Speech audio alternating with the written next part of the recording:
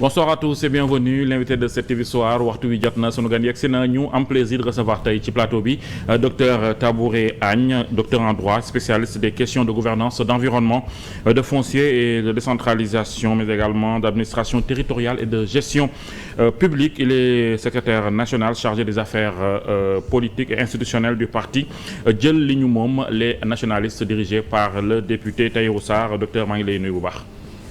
maa ngi lay fay Mamadou Awa di la fay bu baax donc di kontaan trop aussi ci invitation bi di wax ne je pense que ñëwoon naa fi.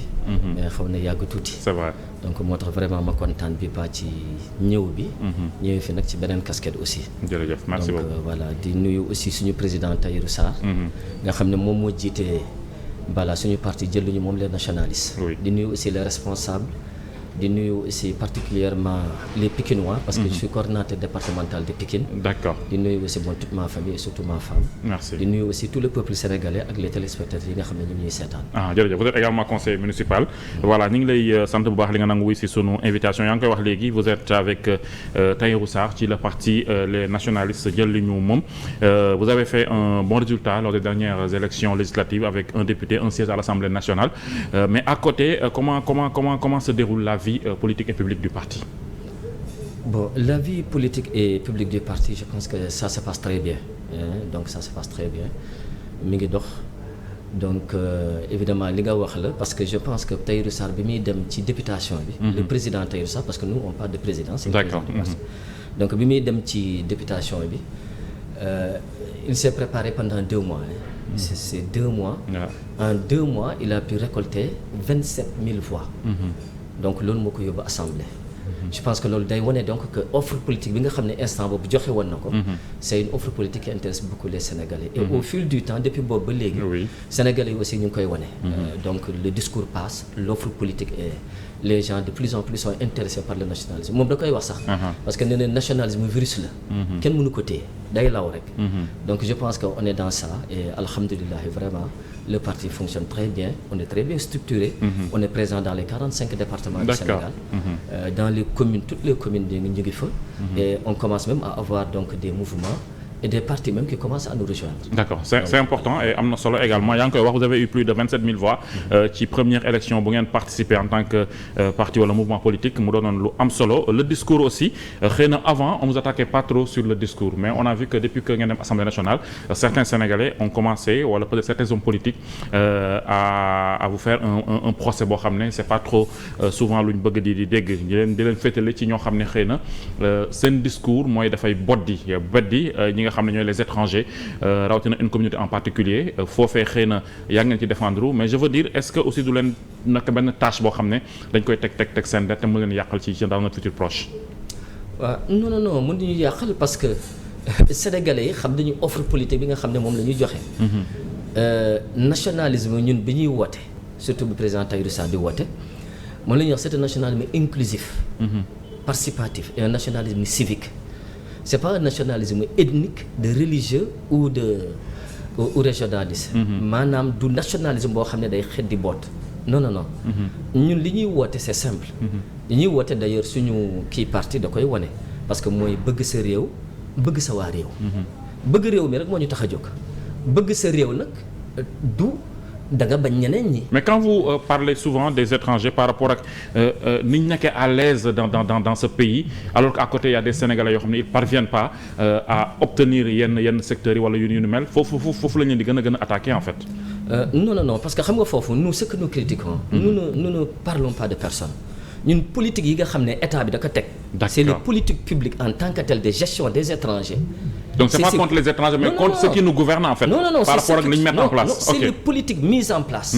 yi nga xam ne politique c'est des politiques inefficaces depuis bi Sénégal ba léegi nit ñi jóguñu ci. Heureusement que le débat commence à se poser. Parce que déjà gis nañu tey ci place publique bi il y a beaucoup de débats yi nga xam ne tey c'est à cause du président Tahirou Sarr et des nationalistes que ces débats se posent. Mais en bien et en mal parfois aussi. Non, en bien, par exemple le problème de l'état civil aujourd'hui. Mais ce problème d'état civil léegi civil. C'est un mais vrai problème. Les nationalistes qui ont porté le combat, c'est Tahirou Sarr qui a porté ce combat-là. Et aujourd'hui, les gens se rendent compte évidemment de l'importance qu'il y a à bien gérer l'état civil. D'ailleurs loolu dafa may yóbbu ci le nouveau gouvernement bi ñu créé. Oui. Parce que nous ce que nous fustigeons c'est que puisse reconduire le ministre Balla Moussa Fofana lu ngeen koy reprocher. Non parce que c'est quelqu'un qui carrément moo taxaw Assemblée nationale ne day numériser l'état civil. Mais nous affaire boobu def ñu yéem. Pourquoi mu yéem ñu. numérisation ci lañ war a jëm. non voilà quel est le problème. non attends tey y a combien de Sénégalais yoo xam ne ñoo nekk ci dëkk bi amuñu état civil. Mais y a des Sénégalais yoo xam ne ils sont étrangers dans ce pays-là. Y a des Sénégalais qui sont apatrides. Mais loolu c'est la faute aux parents d'abord. Non attends lu tax non c'est pas les parents parce que lu tax parce que dañuy dem ñu jaay seen kayit mairie bu ñu jaayee seen kayit mairie ñu jox ko. d'accord litige yi ngay wax en fait. Ouais. Litige yi ngay wax. mais litige mais loolu moo am Sénégal. Moi qui te parle, moi j'ai été inspecteur général des services municipaux de la ville de Pikine. J'ai fait l'audit de l'état civil mais bul xam lu ci ne.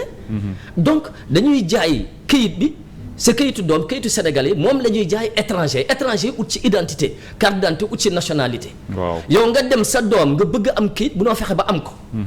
Et je pense que l'actualité nous a donné raison gis nañ temps yi may wax ni ay cas isolés la wala c'est un mal très profond. Non c'est un mal extrêmement profond. C'est grave ça. Non c'est un mal extrêmement profond.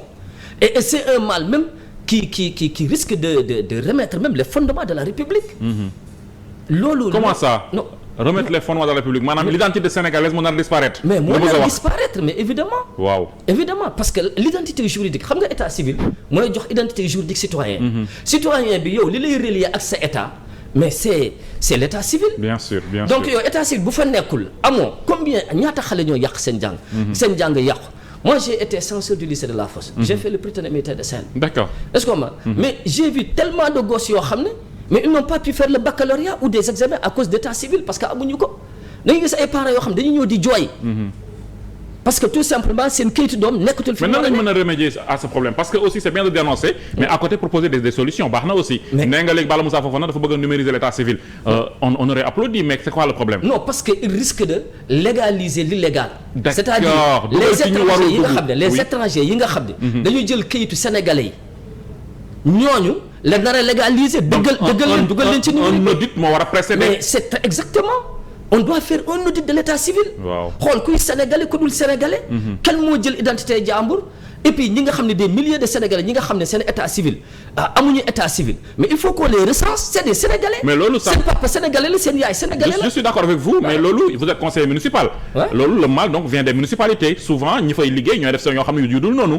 fa lay commencer. mais évidemment c'est des réseaux. D'ailleurs moo tax le président Tahirou Sarr. a proposé une solution. Laquelle? La solution, c'est qu'il a fait une proposition de loi au niveau de l'Assemblée nationale pour criminaliser la vente d'état civil. Ouais, c'est grave. Mais Assemblée, ba léegi waxuñu ci. Mais cette assemblée avec la majorité Assemblée pacifienne. bii nii il a fait 3 propositions de loi. La première proposition de loi, c'est de criminaliser la vente d'état civil, surtout si c'est un officier d'état civil qui le fait. Ouais, c'est grave. Parce que et même des circonstances aggravantes. Avant on dénonçait. Mais kenn waxu ci. Avant même on dénonçait les politiques. Pour à des fins électorales mu koy tuddee noonu. te yooyu mooy gën a grave parce que yooyu day massif en fait. yooyu mooy gën a grave yooyu ça concerne un nombre très très important de personnes. Mais évidemment. Évidemment li nga wax ni c'est-à-dire c'est grave c'est-à-dire que mooy li ñuy wax le mal mooy li ma la wax est très profond. C'est très profond gis nga par exemple ñun au niveau du parti tujji woon nañu benn plateforme. boo xam ne duñ ko tuddee kii sa état civil. mais on a mis des milliers et des milliers de personnes yoo xam ne dañuy ñëw di jooy. ci plateforme bi. C'est en ce moment qu'on s'est rendu compte de ce phénomène-là, c'est un phénomène extrêmement grave. Ouais. Donc numériser état civil alors que audité woo ko. Comme l'a dit le président, mais c'est grave. Ouais. À côté des Sénégalais yi nga xam ne dañuy subir boobu injustice wala lu mel noonu, il y a aussi les étrangers qui sont naturalisés. Maanaam est-ce que tamit loolu problème la dans la mesure où dans d'autres pays ça se fait des étrangers qui sont naturalisés tout le temps dañu leen may ay këyit ñu dem ba am nationalité Sénégal aussi pays de la teranga la est-ce que war na wàcc logique boobu. ñun amuñu problème ci parce que nous moom la lépp loo xam ne loi et règlement Sénégal da ko jël da ko nangu. amuñu ci benn problème maanaam bu tegoo ci yoon. bu tegoo ci yoon normal. voilà la naturalisation c'est quelque chose qui est prévu par la loi.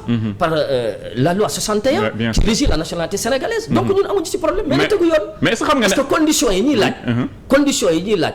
parce que parmi ces conditions il y a ces conditions de résidence. xam nga ci nationalité bi on a 2 catégories de trucs on a les migrants et les non-migrants. Les migrants loi bi dafa ne ñoom dañu war a uti les non-migrants dañu war a uti autorisation de séjour. Les migrants maintenant autorisation d'établissement.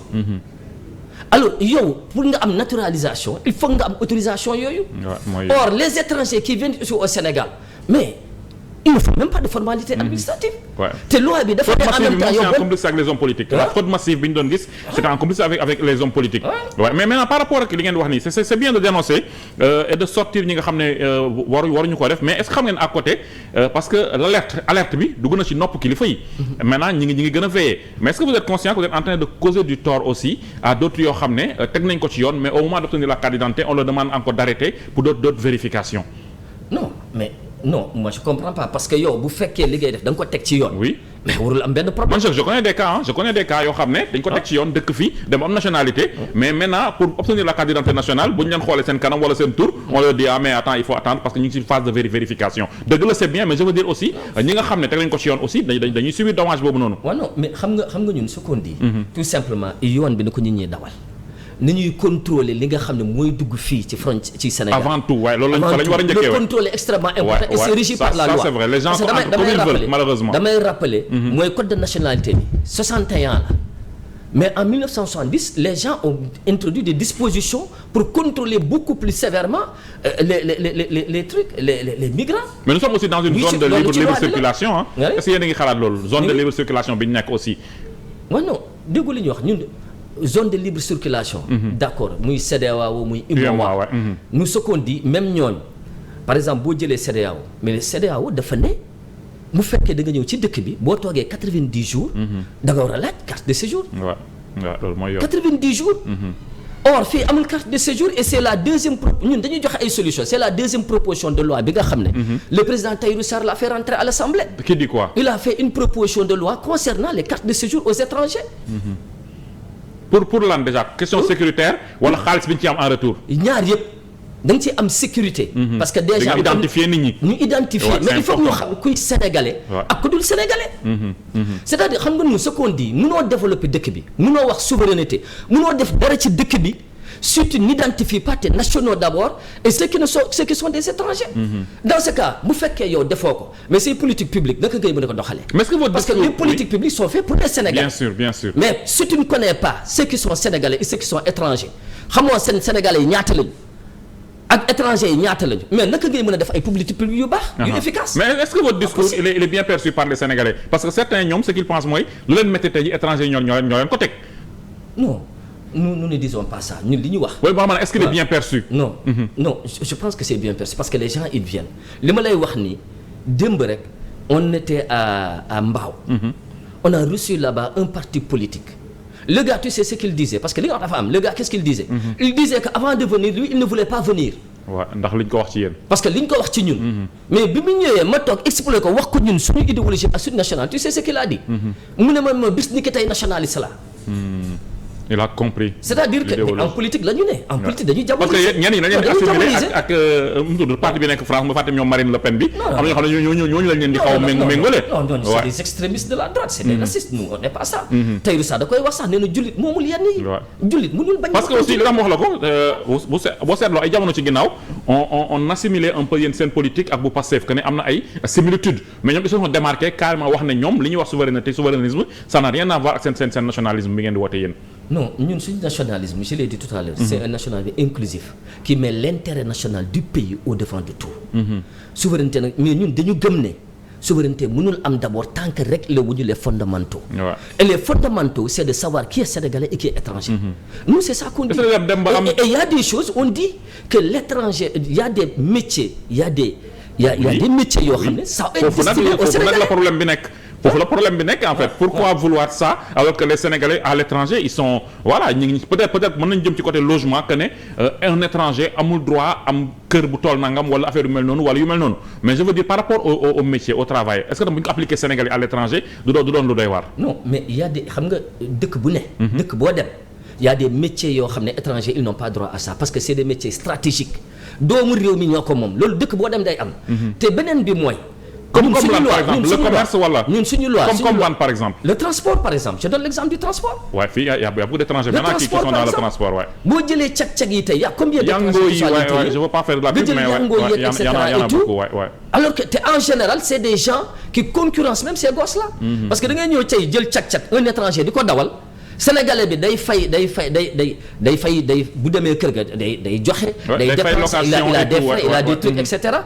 mais l'étranger qui vient parfois ci benn néeg la ñu nekk 10. yow sénégalais bi fu mu fayee ko 1000 francs étranger bi fayee ko fa 500 francs. donc c'est une concurrence. et le client moom fi mu gën a yomb rek fa lay dem. mais c'est ça.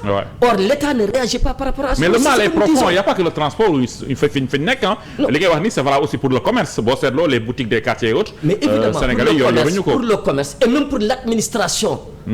et même pour les hommes de tenue la gendarmerie et la police. non foofu moom xanaa y a pas d'étranger. non mais il y a des étrangers. non boobu moom sañuñu ko. il y a des étrangers dans l'administration sénégalaise. non l'administration garaawul. mais je veux dire les corps yi nga xam ne militaire paramilitaire police loolu. y en a. c'est grave ce que vous dites. parce que dans ce pays il y a aucun contrôle amul dara. waaw amul benn contrôle.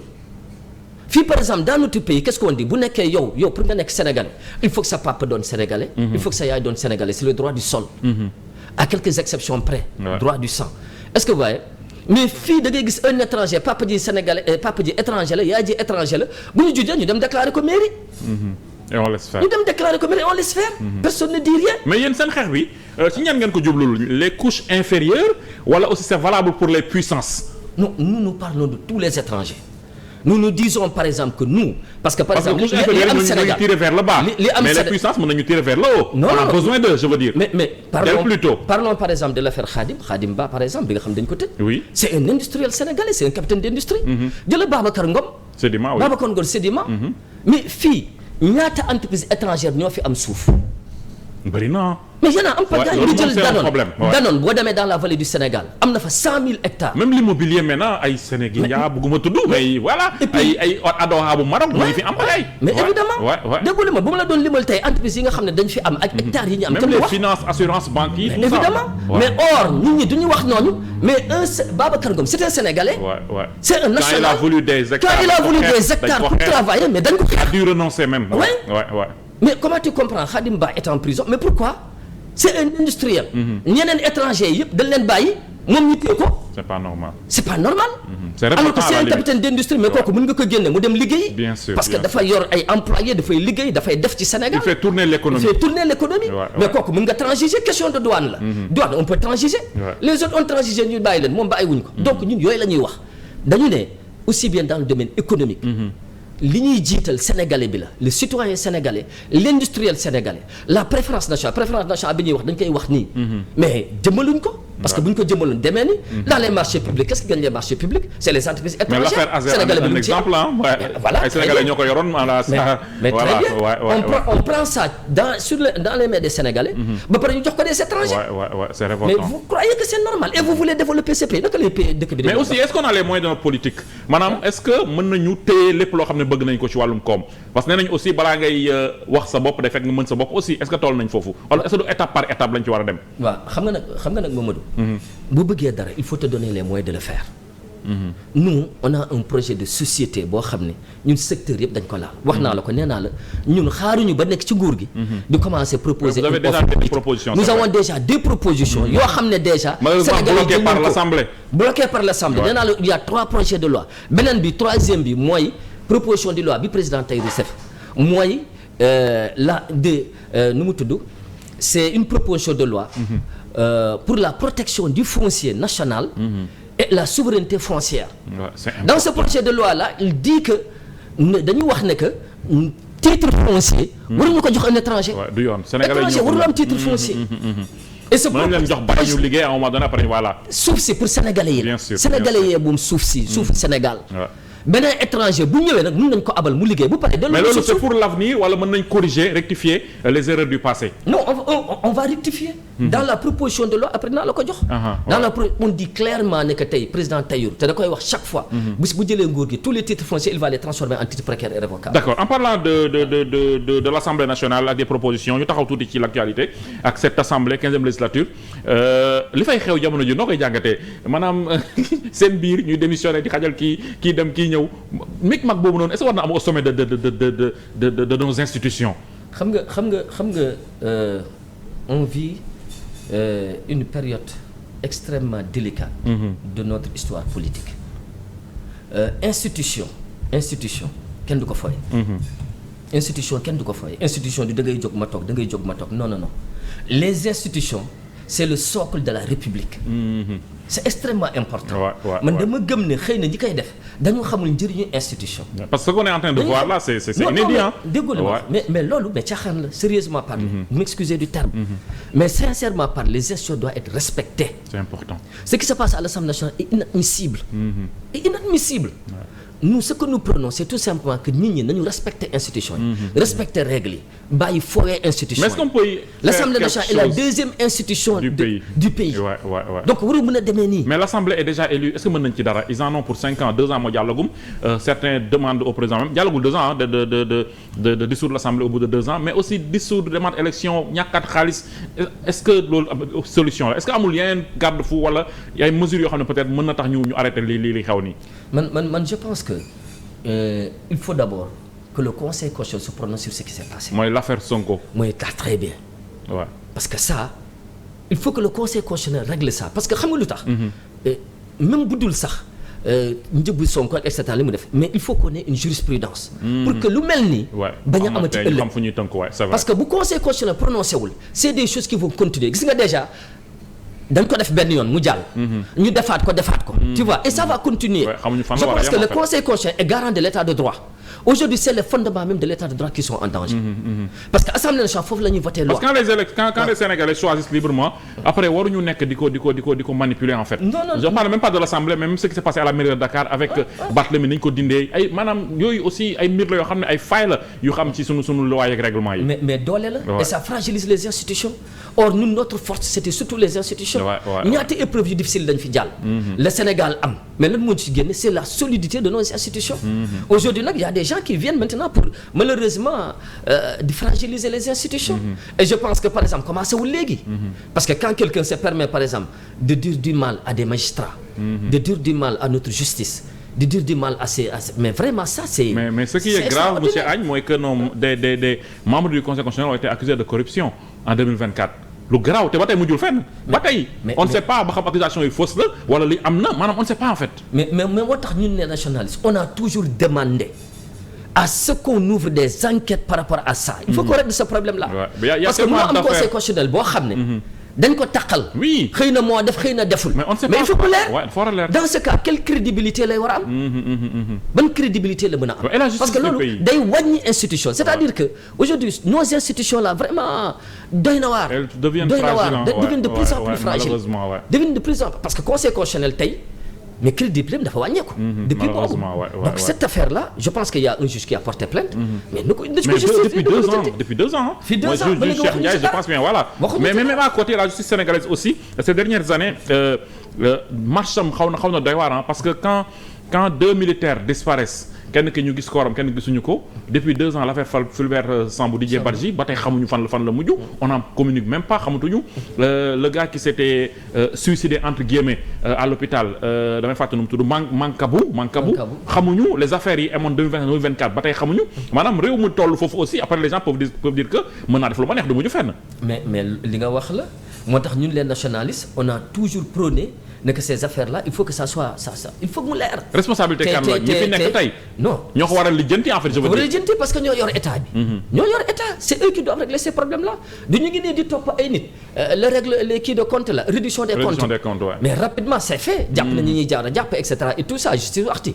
donc ces problèmes là c'est une question de volonté politique. et le président Tahirou Sarr s'est toujours engagé à dire que ces problèmes bis bu yëgee da koy régler. bis bu yëgee ça fait partie des priorités. parce que yooyu dafa bokk ci socle république. dafa bokk ci li nga xam ne day dëgëral nation te ñun lépp loo xam ne day fragiliser nation andi ñoo moom. un dernier mot di la sant bu baax c'était un plaisir. waaw merci bon di wax ne voilà sénégalais yi moom ñun en fait Sénégal fi mu toll. dëgg yàlla on est dans une situation un peu difficile et les résultats actualité politique ñun nationalistes ñu ngi koy jugé mooy ci ay résultats. peut-être que bon li nga wax sànq xëy na on avait partagé la souveraineté mais les conceptions de la souveraineté ak ñun waa Pastef du benn. waaw donc dëkk bi am nañu lépp loo xam ne war na mën a tax dëkk bi jóg. am na lépp. ce qui reste maintenant c'est de l'unité nationale. de renforcer l'unité nationale. il faut que ñu juboo. parce que xuloo bi xeex bi jàppante bi et cetera et tout ça il faut que xol yi ñëwaat. et puis il faut que nit ñi indiwaat politique fi mu nekkoon. politique du ŋaayoo du xarante du eenante du bañante politique c'est des idées. d'accord ñu ci politique yi ku ci nekk nga joxe sa xalaat wax li nga xalaat. affaire emploi bi nañ ci jéem a jóg. surtout ça aussi depuis 2 ans rien ne bouge. les états civils. ñu ngi woo surtout état parce que ñu ngi dem élection locale. nous ce qu'on dit ne que l'état civil est suñu priorité la. tous nos candidats li ñuy njëkk a taxaw ci mairie yi mooy l'état civil. état civil bi il faut ñu lijjanti ko parce que c'est le socle de la république. bien sûr képp koo xam ne ñu ngi liggéey ak suñu candidat li ñu lay wax nga porter la première des choses c'est l'état civil. parce que problème kayit yi il faut ñu jëm ko lijjanti. leneen li mooy maintenant mooy nationalisme nag mooy li ñuy wax rek. ñun li Sénégal moo ñu gën a lu ne. Sénégal mooy li ñu jiital moom la ñuy jiital ci lépp. c'est important avant leneen. jërëjëf waaw donc bëgg Sénégal nag taxut a bañ keneen ki. jërëjëf maa ngi lay sant bu baax. voilà merci beaucoup. merci docteur Tabouré Agne moo nekkoon sunu gañ SN national chargé des affaires politiques et institutionnelles du parti jël li ñu moom les nationalistes on se retrouve lundi incha allah rabbi ak beneen gan jaa ngeen jëf merci beaucoup. merci c'est moi.